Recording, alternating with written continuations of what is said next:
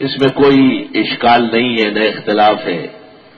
یہ امت اور امت کے ائمہ متفق ہے کہ بغیر فاتحہ کے نماز نہیں ہوتی. حنفیہ وجوباً کہتے ہیں اور لوگ فرضاً کہتے ہیں. ہمارے نزدیک مطلق قرات فرض ہے، فقرؤوا ما تیسر من القرآن، اور ان کے نزدیک حجت حدیث ہے لا صلاۃ الا بفاتحۃ الکتاب. دوسرا اختلاف یہ ہوا کہ ہمارے نزدیک امام کے پیچھے مقتدی کو فاتحہ نہیں پڑھنا ہے. کسی بھی نماز میں، کسی بھی امامت میں امام ہی قرات کرے گا اور مقتدیان قرات نہیں کریں گے، وہ خاموش رہیں گے. درست بات یہ ہے کہ امام کی اقتداء میں قرات کرنا جہری نمازوں میں گناہ ہے، مکروہ تحریمی، گناہ کبیرہ ہے، اور سری نمازوں میں بھی ناپسندیدہ ہے، گناہ کے قریب ہے. ہم محجورون عن القرات، ان کو اجازت نہیں ہے امام کے ساتھ یا امام کے پیچھے پڑھنے کی. امام شافعی اور زمانہ حال کے غیر مقلد یہ فرض سمجھتے ہیں، باقی ائمہ مالک اور احمد کے اقوال منتشر ہیں. الگ تحقیق ابن کثیر نے لکھا ہے احمد ابن حنبل بھی امام کے پیچھے قرات کے قائل نہیں ہے، اور یہی مسلک مدونہ میں امام مالک کا بیان ہوا ہے. اس لیے امام شافعی کے متعلق حضرت الاستاذ مولانا یوسف بنوری معارف السنن میں لکھ دے تفرد به شافعی، شافعی اکیلے رہ گئے. یہ کسی طرح بھی صحیح نہیں ہے کہ جمہور کا مذہب پڑھنا ہے. جمہور کا مذہب ترک فاتحہ ہے، ترک قرات. خود ابن کثیر نے اپنے تفسیر میں آیت کے نیچے لکھا ہے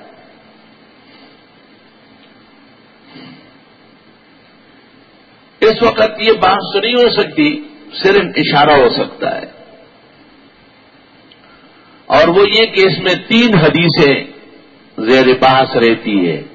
ایک عبادہ بن صامت کی جو بخاری، مسلم، ترمذی سب کتابوں میں ہے، لا صلاۃ لمن لم یقرأ بفاتحۃ الکتاب. اس سے بظاہر معلوم ہوتا ہے کہ شاید مقتدی کو بھی قرات کرنی ہے. لیکن اسی باب میں امام بخاری نے آگے ابو ہریرہ کی حدیث نقل کی، مسیء الصلاۃ کی، جس نے جلدی جلدی نماز پڑھی تھی، اچھی نماز نہیں پڑھی تھی، اور پیغمبر نے اس سے دوبارہ سہبارہ سہرایا.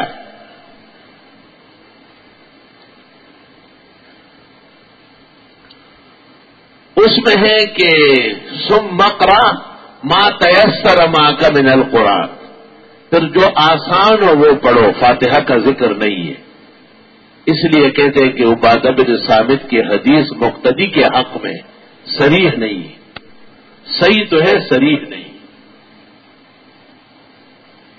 کیونکہ معارض آ گئی ابو ہریرہ کی.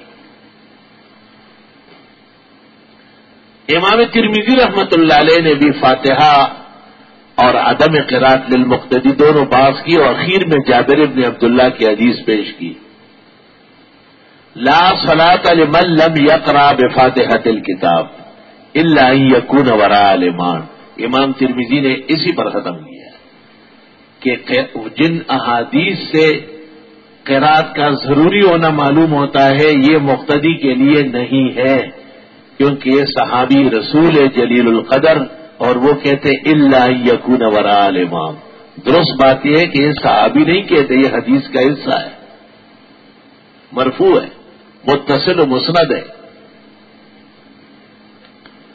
اس کی دلیل یہ بھی ہے کہ یہ روایت ترمذی میں بھی اس طرح ہے اور موطا مالک میں بھی ہے، الا ان یکون وراء الامام، جابر ابن عبداللہ کی. تیسری حدیث ابو موسیٰ اشعری کی ہے، اذا قرأ فانصتوا، امام جب قرات کرتے ہیں تو مقتدی خاموش رہے، وہ امام کے ساتھ یا امام کے پیچھے نہ پڑے.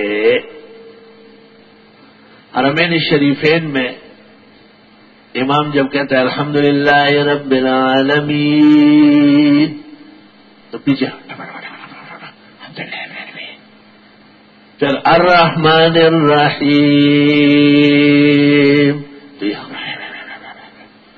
تو ایک سے میں نے پوچھا کہ آپ مسلمان ہیں؟ اس نے کہا الحمدللہ۔ میں نے کہا حدیث مانتے میں کوئی حدیث پیغمبر کی یا صحابہ کی دکھاؤ کہ پیغمبر کے اوقاف میں صحابہ تڑا گھوڑے دوڑاتے تھے۔ پورے دین میں ایک روایت ایک بھی نہیں ہے۔ سیدھا سمجھو کہ نہیں ہے، خاموش رہو۔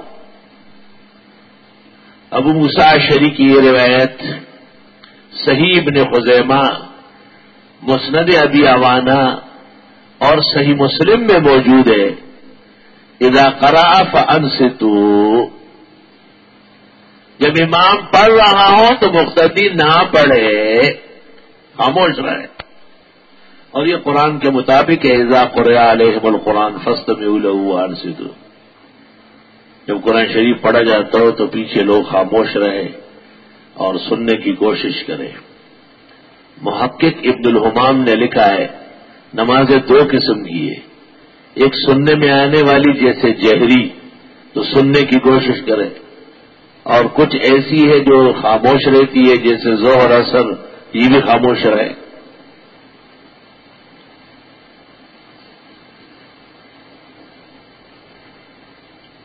لا الہ الا اللہ۔ کہتے ہیں امام ابو حنیفہ کی خدمت میں کچھ لوگ آئے تھے کوفہ میں کہ آپ امام کے پیچھے منع کرتے ہیں قرات کرنے کو۔ 60-70 آدمی آئے۔ امام صاحب نے کہا میں ایک ہوں تم 70 ہو، تو لڑنے آئے ہو یا باس کرنے آئے ہو؟ انہوں نے کہا باس کرنے آئے۔ کہا اپنا ایک آدمی متعین کرو۔ انہوں نے ایک کو متعین کیا کہ یہ بات کا مسئلہ حل ہو گیا۔ اسی طرح امامت میں بھی ایک متعین ہوتا ہے، اور اگر ایک نہیں سب بولے تو یہ تو جھگڑا ہے۔ مالی و نازع القرآن، حدیث میں اسی کو لڑائی کا ہے، جھگڑا۔ اللہ تعالیٰ نے عقل کا بادشاہ بنایا تھا۔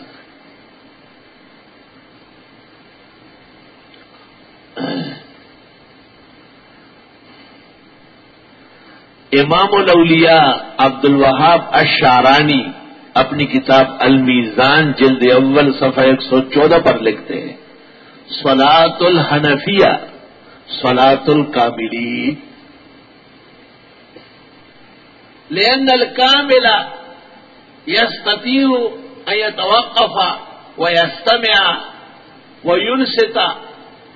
خاموش رہے، امام کی اقتداء کرے، چپ رہے، یہ کامل آدمی ہے۔ وَأَمَّا الصَّبِيُّ فَلَوْ أَسْكَتَّهُ يَلْعَبُ، بچہ وہ بار بار ہاتھ اٹھائے اور جو ہے نا ہاتھ یوں کرے، ٹانگیں کھولے، یہ بچوں کی، یہ میں نہیں کہتا ہوں، عبد الوہاب شعرانی نے المیزان الکبریٰ جلد اول صفحہ 114 پر لکھا ہے کہ حنفیوں کی نماز کامل رجال کی نماز ہے، ہاتھ اٹھانا ایک دفعہ کافی ہے، فاتحہ ایک آدمی کا کافی ہے امام کا، آرام سے پیچھے کھڑے رہو مرد بن کر۔ یہ ہماری ہمت نہیں ہو سکتی۔ اور عبد الوہاب شعرانی سید السادات شافعیہ کہلاتے ہیں، سید السادات شافعیہ، شوافی کے جرنیلوں کا جرنیل ہے، اور وہ کہتے ہیں صلاۃ الحنفیہ صلاۃ الکاملین، ایک دفعہ رفع یدین تکبیر تحریمہ، دوبارہ بار بار نہیں۔ اور بچے کیا کرتے ہیں؟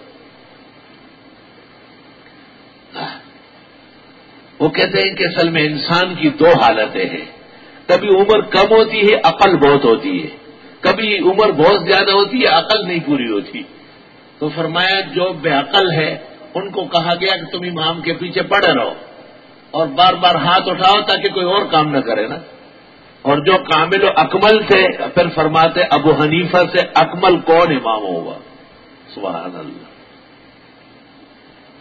میں نے یہ جگہ حضرت مولانا محمد امین اوکاڑا مرحوم کو دی تھی، فوڈ اسٹیٹ کرا کے، حضرت بڑی دیر تک بیٹھے رہے، خوش تھے، بہت باغ و بہار ہو گئے، ہائے ہائے زمین کھا گئی آسماں کیسے کیسے۔ اور دوسری وہ جگہ حضرت کو دی تھی اسی کتاب میں سے، وہ فرماتے ہیں میں امام ابو حنیفہ کے مناقب لکھ رہا تھا، کرامات، فیوز، برکات۔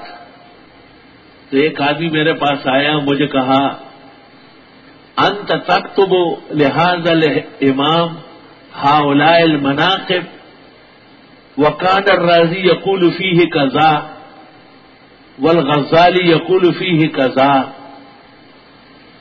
کہ میں نے نوشتہ روکا، میں نے کہا من الرازی والغزالی فی ابی حنیفہ الا کالقطرۃ فی البحر وکالصبی فی الرجال. کون ہے یہ چھٹی صدی کے مقلدین؟ یہ امام صاحب کے بارے میں کیا بیچ رہے ہیں؟ امام الائمہ سراج الامہ ہے، الامام الاعظم ہے. اللہ تعالیٰ نے ثلاث ارباء امت ان کا تابع فرمایا. عبد الوهاب شارانی میزان جلد 2 مناقب ابی حنیفہ.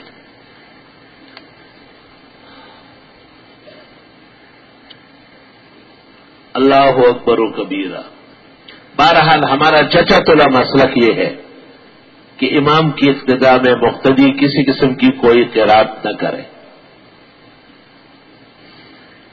عبداللہ ابن عباس سے شرح المعانی میں پوچھا گیا تھا کہ ظہر اور عصر میں پڑھے. فرمایا اگر ظہر اور عصر میں پڑھنے والوں پر مجھے قدرت ملی ان کی زبانیں بھی گردن کی طرف سے کھینچ لوں گا. اذا قرأ فانصتوا. امام پڑھ رہا ہے، تمہیں پڑھنے کی ضرورت کیا ہے؟ امام پر بے اعتمادی. ادھر سے جب بے اعتمادی شروع ہو گئی تو وہاں تک گئی، وہاں سے شروع ہو گئی یہاں تک آ گئی.